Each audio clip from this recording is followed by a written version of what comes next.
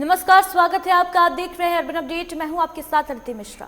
उत्तर भारत में ठंड का प्रकोप जारी है और ऐसे में हर कोई अपने अपने घरों में दुबका हुआ है। सरकार ने भी ठंड से बचाव के लिए गरीबों और राहगीरों के लिए रैन बसेरे के इंतजाम करने के निर्देश दिए।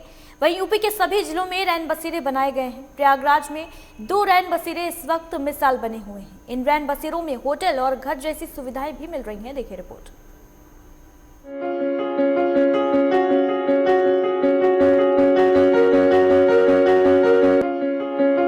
संगम नगरी प्रयागराज का नाम स्मार्ट सिटी में दर्ज है।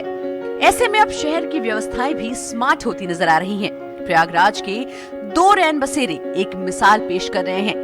इन रैन बसेरों में होटल जैसी व्यवस्थाएं बेसहारों को मिल रही हैं। आधुनिक सुविधा से लैस इन रैन बसेरों को जो भी देखता है तो हैरान हो जाता है कि आखिर ये रैन बसेरे हैं या फिर किसी आलीशान होटल के कमरे। इन रैन बसेरों में साफ सुथरे बेड तो है ही, साथ ही आधुनिक किचन, बाथरूम में गीजर और वेस्टर्न टॉयलेट की सुविधा, पीने के लिए आरओ मशीन और गर्म पानी की भी व्यवस्था है। इन रैन बसेरों में मनोरंजन के लिए एक स्मार्ट टीवी भी लाया गया है। कोविड गाइडलाइन को ध्यान में रखते हुए जो भी इन रैन बसेरों में आता है उसकी सबसे पहले थर्मल स्कैनिंग होती है। ऑक्सीमीटर से ऑक्सीजन लेवल चेक होता है और उसके बाद ही उसको रैन बसेरे में रहने दिया जाता है। हालांकि अधिकतर रैन बसेरों में असुविधाएं और गंदगी का अंबार देखने को मिलता है, लेकिन प्रयागराज के ये 2 रैन बसेरे एक मिसाल पेश कर रहे हैं।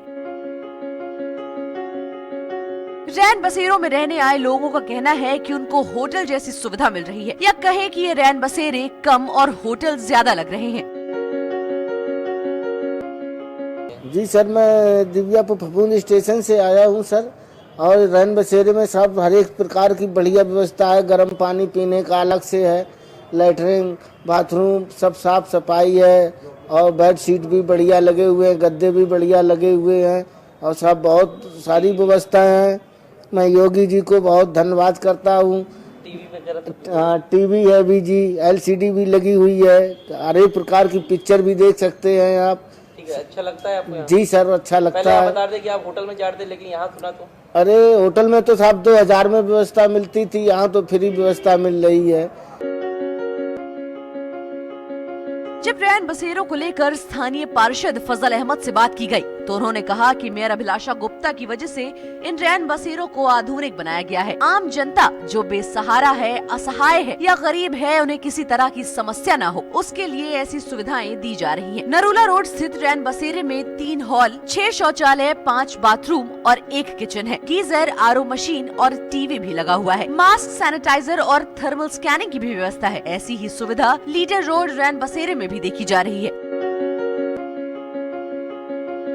इन रैन बसेरों में बहुत सारी सुख सुविधाएं ऐसी हैं कि जो आपको आसपास के होटलों में 2000 रुपए देने पर भी नहीं मिलेंगी।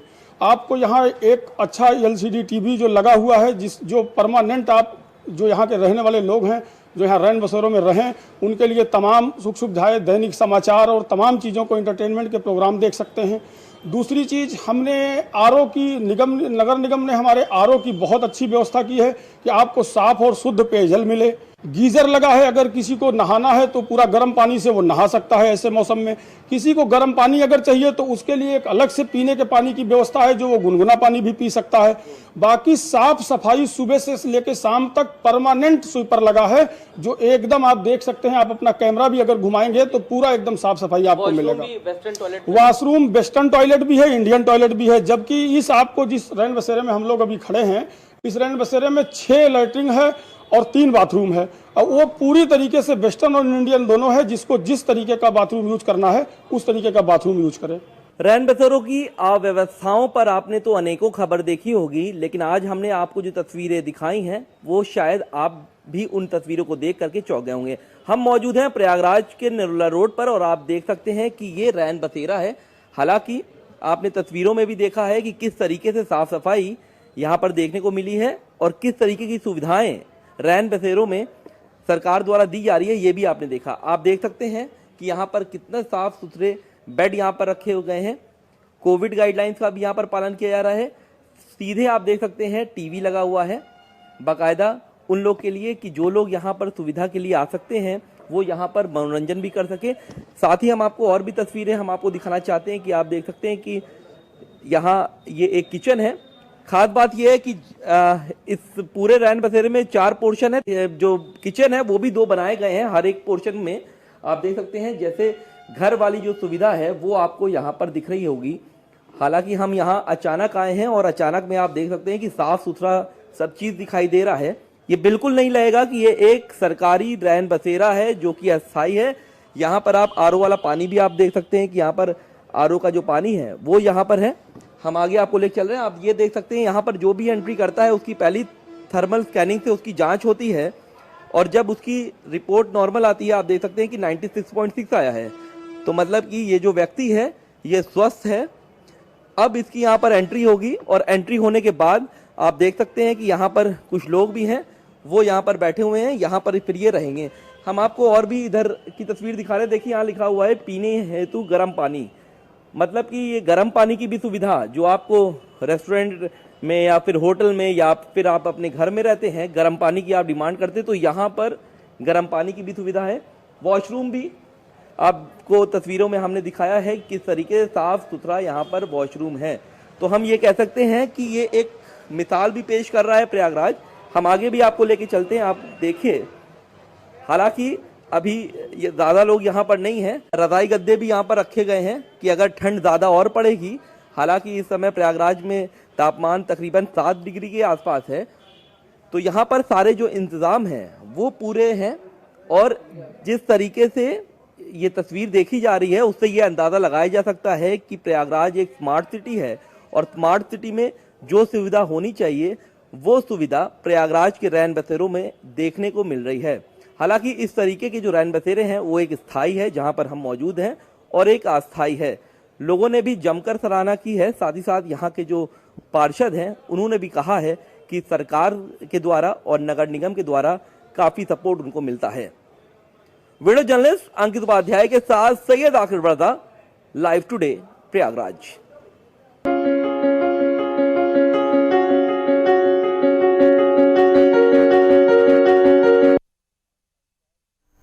वहीं गाजियाबाद में गाजीपुर बॉर्डर जाम होने की वजह से कच्चा कारोबार करने वाले परेशान हो रहे हैं। दरअसल दूध का काम करने वाले कारोबारी इस वक्त बेहद परेशान हैं। उनका डेयरी का दूध दिल्ली और फरीदाबाद जाता था, लेकिन गाजीपुर बॉर्डर पर आवाजाही न होने की वजह से दूध अब खराब हो रहा है। डेयरी संचालक बताते हैं कि अपना दूध दिल्ली और फरीदाबाद ले जाया करते थे, इससे उनकी रोजी रोटी चल रही थी। लेकिन जब से किसानों ने गाजीपुर बॉर्डर जाम किया है तब से उनकी दूध की सप्लाई नहीं हो पा रही और इसके चलते भारी संकट का सामना करना पड़ रहा है। क्या नाम है सर आपका? मेरा नाम अरुण तेवतिया। और जी आप भैंस का कारोबार करते हैं, दूध बेचते हैं, कहाँ कहाँ सप्लाई जाती है आपकी? भैया हमारा दूध ज़्यादातर भारी सप्लाई होता है, जैसे दिल्ली हुआ, फरीदाबाद हुआ, यहाँ पे जाता है। सर बॉर्डर भी ब्लॉक कर रखे हैं किसानों ने, कितना नुकसान हो रहा है आपको?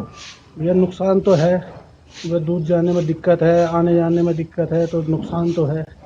नुकसान हो रहा है काफ़ी। नुकसान है, लेकिन किसान भाइयों के लिए अगर सरकार इसको जल्द से जल्द निपटाए तो ज़्यादा अच्छा होगा। क्या नाम है आपका? मेरा नाम राहुल चौधरी है, मैं मंडैया में रहता हूँ। हमारे दूध में आने जाने में दिक्कत हो रही है और ग्राहक टूट रहे हैं और आने जाने में बहुत ज़्यादा परेशानी है।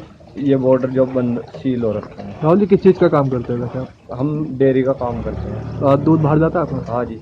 अब कितनी दिक्कतें होती हैं जब आप दूध लेके जाते हैं बाहर? बहुत दिक्कतें होती हैं, ये जो बॉर्डर सील हो। किसान आंदोलन के चलते रोजमर्रा की चीजों पर भी अब खासा असर पड़ा है। हालांकि बताया जा रहा है कि जिस तरह से किसान आंदोलन के तहत गाजीपुर बॉर्डर को यूपी बॉर्डर जो बंद किया गया है उससे दिल्ली जाने वाली चीज़ों पर खासा असर पड़ा है, क्योंकि जो दूध गाजियाबाद या आसपास के क्षेत्र से दिल्ली या गुड़गांव या फरीदाबाद जाया करता था वो अब नहीं जा पा रहा, जिससे लोगों को काफ़ी दिक्कतें हो रही हैं। साथ ही दूध खराब होने से खासा नुकसान भी लोगों को हो रहा है। हालांकि अब देखना होगा कि सरकार इस आंदोलन को कब तक आगे खींच पाता है या जल्द ही किसान बिल को वापस ले लेता है।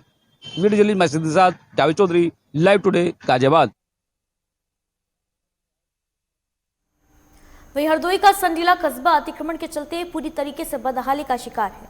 जहां सरकार प्रदेश में इंडस्ट्रियल एरिया के रूप में संडीला कस्बे को विकसित करने में जुटी है, तो वहीं स्थानीय नागरिकों की प्रमुख समस्याओं की ओर ध्यान नहीं दिया जा रहा। दरअसल हरदोई के संडीला कस्बे में आजादी से अब तक ओवरब्रिज निर्माण की मांग लगातार की जा रही है, लेकिन इन सब के बावजूद कोई जनप्रतिनिधि इस ओर ध्यान नहीं दे रहा। इतना ही नहीं, रास्ते में पड़ने वाली रेलवे क्रॉसिंग पर लगने वाले जाम के चलते रेलवे क्रॉसिंग बंद कर दी जाती है और एम्बुलेंस जैसी महत्वपूर्ण सेवाएं भी इसकी वजह से अक्सर फंस जाती हैं और रास्ते में ही लोग दम तोड़ देते हैं। अरे बहुत ख़राब है, बार बार कहा जाता है फिर भी ओवरब्रिज नहीं बन पा रहा। दिन भर जाम लगती रहती है। कई लोगों की एम्बुलेंस में मृत्यु हो गई इसी ओवरब्रिज के चक्कर में। जाम इतना भयंकर लग जाता है कि कोई निकल नहीं पाता, एम्बुलेंसें फंस जाती हैं। किसी को जाना हुआ जल्दी तो निकल नहीं पाता और 3-3, 4-4 घंटे जाम में खड़ा रहता है। 4-4, 5-5 गाड़ियाँ निकालने के बाद फाटक खुलता है, उसके बाद किलोमीटरों जाम लग जाती है। उससे बहुत ही दिक्कतें आ रही हैं संडीला में। भाई साहब, हम यही स्थानीय निवासी, हमारे बगल में दुकान है क्रॉसिंग के, इतना जाम लगा रहता है यहाँ पे कि आम जनमानस को बहुत असुविधा होती है। कभी एम्बुलेंस फंस जाती है, कभी कोई इमरजेंसी में कहीं जाना है। जाम यहाँ पे 1-1 घंटे, 1.5 घंटे जाम लगी रहती है और इतनी भयानक स्थिति हो जाती है कि कई बार तो यहाँ मतलब हाथापाई की नौबत लोग झगड़ने लगते हैं कि कैसे भी हम जल्दी निकल जाएँ, पहुँच जाएँ। उत्तर प्रदेश सरकार भले ही विकास के बड़े बड़े दावे कर रही है। हरदोई जनपद का संडीला कस्बा जहाँ इंडस्ट्रियल एरिया को देकर के जहाँ बड़े बड़े वादे सरकार ने किए हैं, लेकिन मैं बात कर रहा हूँ आज संडीला कस्बे के ओवरब्रिज की।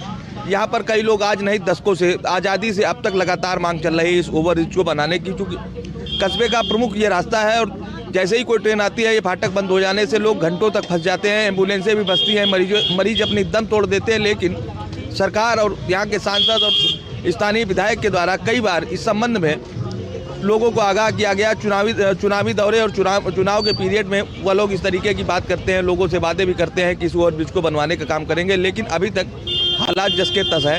और सरकार के जो वादे थे, यहाँ स्थानीय जो नेता है उनके जो वादे हैं वो कहीं न कहीं जनता पर भारी पड़ रहे हैं और ये ओवरब्रिज अभी भी न बनने की स्थिति में है। जबकि सांसद के द्वारा कई बार बताया गया है कि इस संबंध में रेलवे के द्वारा एक प्रस्ताव भेजा गया, उस प्रस्ताव की स्वीकृति हो गई, लेकिन हालात आपके सामने है। लाइव टुडे के लिए अरविंद तिवारी, हरदोई।